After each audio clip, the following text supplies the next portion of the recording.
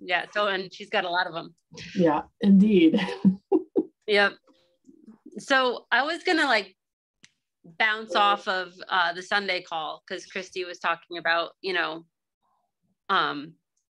enjoying your time in the holidays and not like stopping what you're doing, not participating because, you're on a journey or whatever.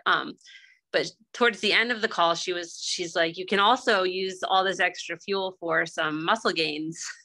And so I was like, that's a good topic. So Tabby has some friends in town that she hasn't seen in a while. So that's why I'm here. Okay. Yeah. Yeah, I actually thought that was good. And Tabby's my coach now because Lauren's not with us any longer. And I actually, you're supposed to talk to your coach. I actually told her that Christy framing this in the way that it's a season actually flipped a switch in my mind, because I've had a really, really hard, I don't have time with problems with movement, with working out. I'm very consistent with working out. What I haven't been consistent with, and what I made a goal to be consistent with in December, was walking. And it's, in my mind, I'm like, well, walking, I'm working out, but they're not the same thing. And so I had to consciously say I need to do that. And throughout all of this, it's been kind of chafing at me because I want to do more. For me, if I'm not sweating, panting, pushing myself to muscle failure, I feel like it's not a workout. Also, I've had a really hard time just eating more from my mindset, because it's really hard for me. I think it's just hard. So Christy framing this particular season as a season flipped a switch in my head, because I can look at it like, okay, I'm not doing as much as I could right now, and I'm not, burning myself out, but I'm also preparing for something to come. And so that's really helpful for me, because I actually have I set a movement goal for myself, 60 at 60, and I'm going to start training for that in January. So I'm actually looking at this as, okay, yes, I might be not doing as much as I'm accustomed to doing, and maybe I'm eating a little bit more than I'm comfortable eating, but I'm actually building up a reservoir of energy and strength for when I start training for that will help me succeed in my goal. Yeah. And made all the difference to me, looking at it that way, instead of, you're just laying around turning into a lump and eating, so you're going to get fat. So you can really enjoy this time and this extra food now, instead of like feeling guilty about it. That's awesome. I'm so glad that Tabby's your coach while you're going to be training for your 60 at 60, because you're going to have a hard time fueling if you already have like kind of blocks. Yeah. But she's so encouraging when it comes to, because she's, you guys, I think you guys have a lot of similarities, right? Like you did bodybuilding stuff when you were. I think that I'm probably her in 25 years. Yeah. Yeah. So it'll be good. She'll remind you to eat all the time. Yeah. I'll need it. It does. And it's not like I'm going to go wild and eat a bunch of crap. My egg allergy actually protects me from a lot. I can't eat a lot of cookies, can't eat pumpkin pie or pecan pie or any of that stuff, which is sad. But then on the other hand, it's probably, it's a good thing. You feel so much better. I just this year realized I'm really sensitive to gluten. It gives me headaches, and I'm already lactose intolerant. So it really knocks out a whole lot of stuff for me. And I'm feel like, well, right now I ate cheese and ice cream today. I tend to like do that, but it's been like months and I've felt like fantastic. So, sometimes those unfortunate, you need to do it and get it and remember why I don't do it and get it out of your system for another 6 months. Yeah. I have an ice cream addiction. I can't have it in my house, or it's really be in my gullet. And my husband I was telling Tori this one, because I had a call with Tori this morning. Not Tori. No, Leah. My husband is one of those awful people that can't eat crap. just eat crap. And he's not super thin, he's not super shaped, but he's a naturally lean person. So it doesn't really stick much to him. And he's Greek and Italian, he eats garbage, Greek and Italian pasta and pizza and crap like that all the time. So he was whining for ice cream this weekend. And I'm like, no, we can't have it in our house. Usually I just go out and buy it, but I actually told him I can't have it in the house for a change, but I'll eat it. He'll eat one bowl and I'll eat the rest of the gallon of ice cream if it's in this house. So yeah, we don't have that. Yeah, that's how I am, like with cakes and stuff. When I'm like, nope, it can't stay in the house. It's got to go, because I'll eat it, even though I know it'll make me feel bad. But yeah, that's good. Yeah. So are you working with Tori now? Well, she gave me some drill exercises. I have really bad knee pain because I'm old and I had a really good time with my knees when I was young, and now I'm paying the price for it. And so I've been kind of working through some of those things. I told her that the walking backwards uphill was great, but it wasn't making a bunch of changes. So she gave me some more intense stuff to do. So I've been starting to do that. I got a slant board. That's right. I remember you talking about that. Yeah. And I stopped lifting heavy with my lower body. I've actually only been doing upper body strength and some deadlifts, and just doing body weight squats for the last 2 weeks as I get used to the slant board. And I'll probably start adding weights next week. But so I've been doing the Tori drill since I haven't been lifting heavy. And I actually, for reasons of mobility, I probably just need to be doing those more, because I just have, my knees are stiff and they hurt. And right now, 5,000 maybe to 7,000 steps a day doesn't hurt, but once I hit 7,500, I'm in agony for the rest of the day. So I definitely need to, it's arthritis. I know it. Yeah. So I would like to not have to get a knee replacement. So I will be religiously doing whatever drills I think will help. So maybe I'll buy a slant board and start doing squats on a slant board now. Well, it really gives you more range. I have really limited range flat footed, but when you use the board, I can go lower, and I'm hopeful that it'll get better and better. I only just started. So I'm already seeing a little bit of improvement. Yeah. Yeah. I used to put people with, like, I'd get a little 2.5 pound plate or whatever and put it underneath their feet, their heels, for people who had limited mobility for their squats, see if I could get them down lower. This is it's a lot more of a slant. Yeah. So I've seen them. Whoa. Yeah. I've always been very curious about them. And I've been doing it barefoot, which Amy Heap recommended I do it barefoot. Yep. So I'll probably put shoes on in another couple of weeks too, but I've been doing it barefoot. So yeah. I mean, I take off my shoes on squat days a lot of times at the gym. I don't care. Luckily, it's a CrossFit gym. So. Yeah. So how was your Thanksgiving? It was very quiet. Both of my children are adults, and they were at their other parents, at their in-laws. So it was just me and my husband. So I didn't overeat very much. I ate a lot of mashed potatoes, but that's really all I can say was bad. And that's only bad because of all the butter I put in them. So, but no, it was good. It was nice and quiet. It was a relaxing weekend. Does that mean that you get your kids for Christmas? Yeah. I have 9 grandkids, so it's going to be madness. So it's going to be amazing.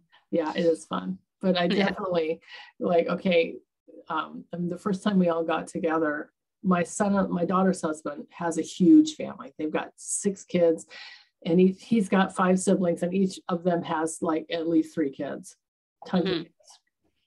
And the first time we all got together, I turned to him, I said, "Is this normal?" Because it was just chaos. He says, "Absolutely normal." So yeah. But they go from 15 to 3 months.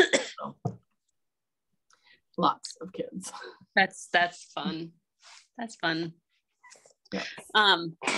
So like Do you plan on doing all your same workouts when everybody's around for the holidays? So yes, because my schedule is it's easy for me to do that. I do things first thing in the morning when I get up. I'm a morning person. I'm up at 6 and I'm dead at 10. And anything I do after 3 o'clock, I can't do anything really. My brain stops working at 3 p.m. So I do all of my working out in the morning. As soon as I get up, it's like 5:45 in the morning.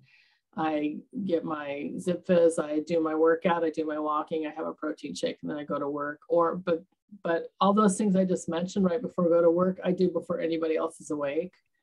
Oh, so okay. It's not going to change my schedule. Everybody else in my family sleeps, and I'm the only morning person in my family. What time do you wake up and do all that? Well, I wake up at 5:45 on days that I work. But in general, my natural body rhythms, I would get up at 6. Even if I stayed up till 3 in the morning, I wake up at 6. Okay. So, yeah. So I just get up at 6 and do it. That's awesome. If I don't, it ain't happening. So yeah. I aim to be that person one day. I can't, because I can't work out in the afternoons. I don't have the energy. Yeah. Even if I had the physical energy, I don't have the mental. I'm not in the right mental place to do it. My work day takes all the energy, all that away from me. So, what do you do for work? You said that it's a very competitive field. I'm a medical facility administrator. Oh, okay. So I have a nine surgeon orthopedic surgery group that I work for. I'm the director of operations. So I do everything from HR to everything. Yeah. So it's the people. They drain you. Yeah. Yeah. Very, very intense group of people surgeons. Yeah. Yeah. I used to be a nurse. I worked for a plastic surgeon for a while. Yeah. Yeah. Orthopedic surgeons are absolutely the worst. So I don't know why. It's not like this heart surgery. It's mostly elective treatment, but they're definitely and difficult. Yeah. So yeah. Well, they're the ones who end up being like sports medicine doctors too, right? Like, so they do both ways. So they're already competitive if they want to be in that field. Yeah. And which is knowing what I do, which is why I don't want to have any surgery. I mean, it's a last resort, yes, but it's really brutal. So I'd rather not. Yeah. That makes sense. We had these kids that used to come. I used to coach CrossFit in Australia when we lived over there. And we had these teenagers that would come to the 7 p.m. class, and they'd like use the heaviest weights. Like they'd be doing walking lunges, just slamming their knees into the mats. I'm like, you guys need to stop. You've got these beautiful, like strong, healthy knees, and you're just destroying them. And beauty and strength are wasted on the young. Really? I mean, no appreciation for what they have. One of my grandkids is 15, and he's not an athlete. He's just a 15-year-old boy. He's kind of nerdy, computer nerdy, but not. I mean, he's very much a strapping 15-year-old boy. He's almost 6 feet tall now. And so he's lifting, but he had asked me for his birthday if he could have some heavier dumbbells, because he's been using the 10-pound dumbbells that his mom had. And I said, so I got him 15s. And I told him when he could master everything with the 15s, I would get him a 20. But, his younger brother is 12, and he's very athletic, and I won't let him lift the weights. He's got a coach. He's very much into sports and fitness, and he's a very good athlete. But I keep telling him, you need to be careful about what you do with your body now, because when you're my age, you're going to pay for it if you're not careful. So they've been kind of listening. We'll see. Good thing for the 12-year-old, his coach is telling him the same thing. So it's mostly body weight work that he does. He doesn't do a lot of weights. Yeah. The older one can do weights. His growth plates are closing, but not a lot. Yeah. But I was a heavy duty bodybuilder when I was in my 20s. So Were you? I was a competitive bodybuilder, so I know how you wreck your body. I used to see guys doing it all the time. Yeah. Then it's just a matter of me remembering that now. It's my thing, for my big problem, my struggle now is that I am, in my brain, I still think I'm 27 years old. My body is not 27 years old. So I used to be able to do this. Why can't I do this anymore? Well, I asked my sister, it was hilarious. My younger sister has had 2 knee replacements. We were competitive softball players when we were in our teens. And I asked her if she had regained her mobility yet from when she had her knee replacement. She said, well, what do you mean? I said, well, can you just stand up from, sitting on the floor? And she goes, well, what do you mean? I said, how you sit cross-legged on the floor and you can just stand up without doing a 3-point turn, like using your hands to help push you up. She looked at me, she goes, I haven't been able to do that since I was in my early 20s. And I realized that I might have unrealistic expectations of what I should be doing in my age. That's kind of what I put on our polo group when I said I have to think about what a body my age should look like, because in my mind I should be able to do all those things I did when I was in my 20s, but that's not realistic.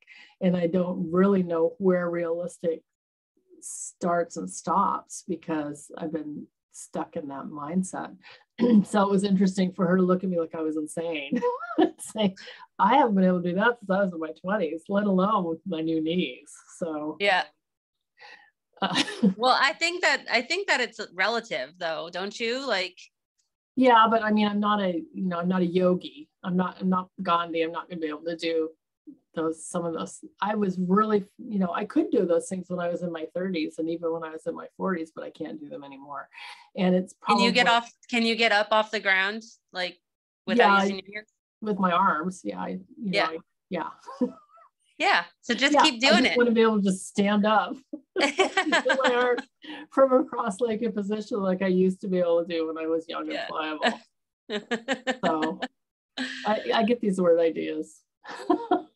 Oh, but you were talking to your youngest sister, right? Well, I'm the oldest. So I have 2 younger sisters and a younger brother. We all have bad knees. Yeah. We all blew them out when we were young, but the sister closest to me has had both of her knees replaced. Okay. So yeah. So I'm holding out. At the very least, I want to be the oldest. I want to wait till all the others have done it before I finally give up. I have to win. Maybe that day will never come. Yeah, maybe. I'm hopeful that Tori's exercises will keep that from happening for me. Yeah. So. I don't know what else to talk about. Well, we've been talking about movement. So, how about you? I know you're a coach, but I know that you're a client too, right? Oh yeah. Yeah. Most of us are. What do you do for movement? Or for what are you at? So when I started with FitMe, I was having like a whole lot of back pain and hip pain, and knee, like it just went all the way down my right leg and up into my right shoulder and stuff. And so I was like, I want to work with Tori. Plus I'm not organized. Like I'm not an organized person at all. And so I was like, I need to work on that too. Like I'm fine. Like I work out a lot. I like going to a CrossFit gym. I'm just always moving, like whatever. And I eat pretty well. Although I do eat way too many sweets, like way too many treats. But I just really needed to dial in my like organization around like meal prep, and then also work with Tori to like help fix some things. And so I had a hernia repair last summer. Ouch. And then I've had 2 C-sections, and I've also had a surgery on my lung. And so Tori's like, did you have any physical therapy after any of those surgeries? I'm like, no. Like surgeons don't think about that stuff. They never give you C-sections. I've had 2 C-sections too. All they did was say, get up and walk. Yeah. Yeah. But she's like, I can tell you can stand up straight again. Yeah. And hold a pillow on your stomach when you cough or laugh. Yeah. But apparently there's like some science that you're supposed to like palpate your incision site to start the nerves so that the nerves can start talking to your brain and stuff and just start working together. And especially when women are pregnant. Do you need to go? I heard you. No, I just gotta, it's fine. But like I'm just answering this really quick. I'm listening. Our our abs have to like expand to make room for the baby. And so our brain sort of disconnects from those muscles. And so that's why a lot of women after they have babies have really bad back pain, because they never train their brains to talk to their core again. And so I did a whole lot of pelvic floor strengthening, or not even strengthening, just more like muscle, nerve, brain connection stuff with Tori for like 6 months. So I took like a whole half a year off from working out and only did Tori's for a half a year. That was hard. It was really hard.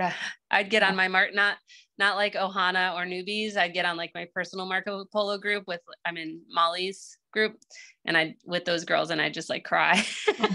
Like, I don't want to do this. I just want to go to the gym. I guess I should feel good that she's not telling me to stop doing, because I don't have any organized. I'm not doing like CrossFit or anything. I'm doing my own thing. Yeah. It's kind of hard to say, no, you can't do that. So yeah. It started working. So I would like go in the basement room and watch TV while I did it, or like listen. And then bye honey. And then I would go to the gym and I'd just go into my little corner, and they called it the rehab corner. Because at least I would get my because I work from home. So I don't, only time I ever really get to see friends is at the gym. So, yeah. Oh man, that took everything away from you. It did. It was rough. Yeah. One thing that I found that I naturally pulled back, but I came to that realization on my own that I needed to pull back on stuff, but it was more of a natural adaptation to what I needed to do. So she didn't tell me to do it. I said, I need to pull back on this. So maybe that made it a little bit easier, although I still feel like I'm not doing enough a lot of days. But luckily I can lift heavy with my upper body and not impact anything that she's having me do. So, so I'm doing that. So at least I feel like I'm getting that need met. Yeah. I don't know what I would do if she just said, don't do anything else. I'd probably cry all the time. It's stress relief. So it is. It really is. But I've got Marlena as my coach, and I'm sure you've seen her. She's so organized, and she's very organized and very inspiring. I mean, the reason that I gave myself a monthly goal is because I saw her actually breaking her year up into monthly goals, and that worked for her. I thought, well, I can, because sometimes 365 days is just too much. Oh yeah. 30 days, no problem. You can do anything for 30 days. So, I use that to inspire me to set monthly goals in December. And if they work, I'm going to pull that into January and see how I do. So far, so what good. Are your monthly goals?